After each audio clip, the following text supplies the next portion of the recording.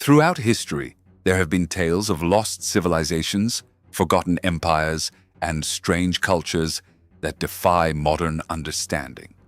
Among the most disturbing of these are the stories of entire kingdoms that practiced cannibalism not as an act of desperation, but as a fundamental part of their way of life.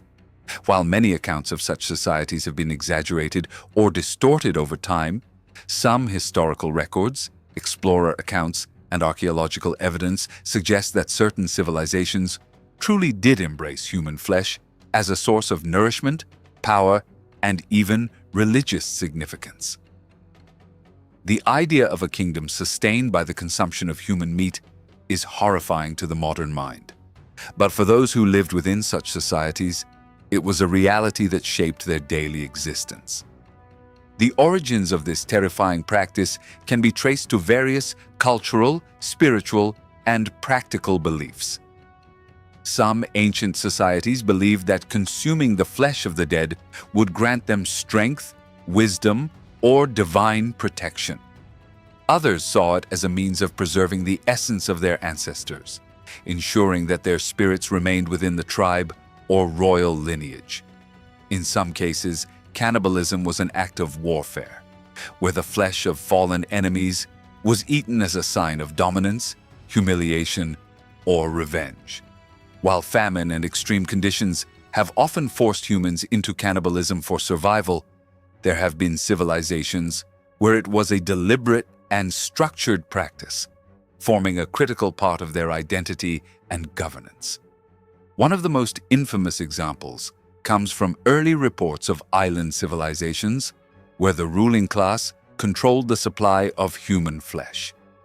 In these societies, eating human meat was not simply a means of sustenance, but a symbol of power.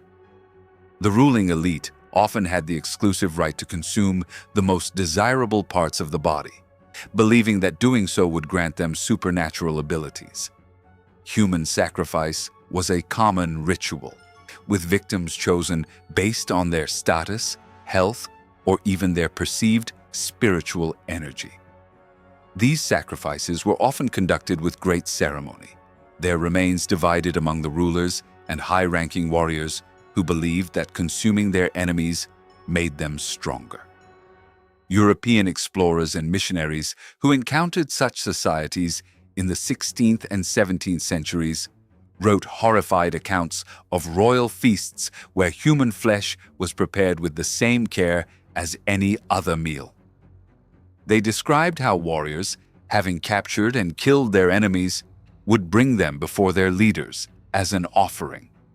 The bodies were then butchered, roasted, or boiled, and served alongside fruits, roots, and traditional side dishes. To outsiders, this practice seemed like the height of savagery. But to those within the kingdom, it was a mark of honor and tradition, an act that ensured the continuity of their people's strength and dominance. The psychological effects of living in a cannibalistic society were profound. For those born into it, the act of eating human flesh was not viewed with the horror that modern civilizations associate with it. Instead, it was considered a natural and even sacred act. Children grew up witnessing the ritualistic preparation of human meat, understanding from an early age that their survival depended on the consumption of others. To question the practice was to challenge the very foundation of their kingdom's belief system, a crime that could result in one's own sacrifice. However, not all members of these societies were willing participants. There are accounts of individuals who resisted, who saw the horror of what their culture had become and attempted to escape. Some were caught and executed, their bodies ironically becoming part of the very cycle they had hoped to escape. Others managed to flee, seeking refuge in neighboring lands, where they told stories of the blood-soaked feasts they had left behind. Some of these refugees were taken in by more civilized societies, their testimonies fueling European fears and legends about the dangers of distant, unexplored lands. Despite their dominance for centuries, kingdoms built on cannibalistic practices faced inevitable downfall. As global trade, religion, and military power expanded, these societies found themselves at odds with more dominant forces. Colonizers and missionaries saw them as the ultimate embodiment of evil, justifying violent invasions, mass conversions, and even exterminations in the name of bringing civilization to the so-called savages.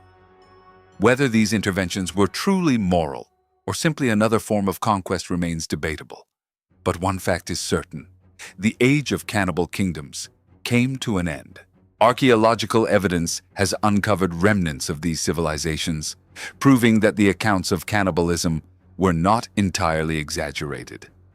Skulls with marks of human teeth, cooking pots filled with the bones of victims, and ceremonial carvings depicting human consumption all serve as silent witnesses to a past that many would rather forget.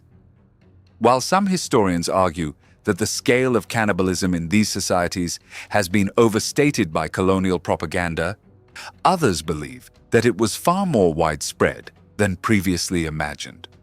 The legacy of these cannibal kingdoms lives on in folklore, horror stories, and the dark corners of human history. While modern society condemns and fears such practices, it is worth questioning how different these ancient cultures truly were from some of the extreme acts of violence that have occurred throughout history. War, slavery, genocide, these are all acts of brutality that have shaped civilizations, just as cannibalism shaped the lives of those who practiced it. The difference lies in perception.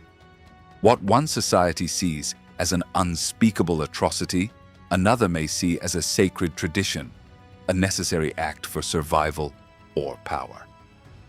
Even today, whispers of modern cannibalistic cults and hidden tribes practicing human consumption still circulate in remote parts of the world.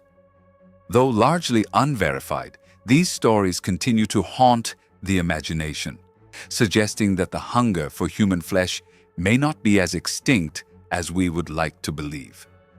Whether out of necessity, belief, or madness, the act of consuming another human remains one of the most powerful and terrifying taboos in human history. The story of the Cannibal Kingdom serves as a grim reminder of how far human beings can go when their beliefs, fears, and desires drive them beyond the boundaries of what is considered acceptable. It is a testament to the complexity of human nature, the dark corners of culture, and the strange ways in which power and survival intertwine. No matter how much civilization advances, there will always be stories of societies that defied the norms, that embraced the forbidden, and that remind us of the primal instincts lurking beneath the surface of humanity.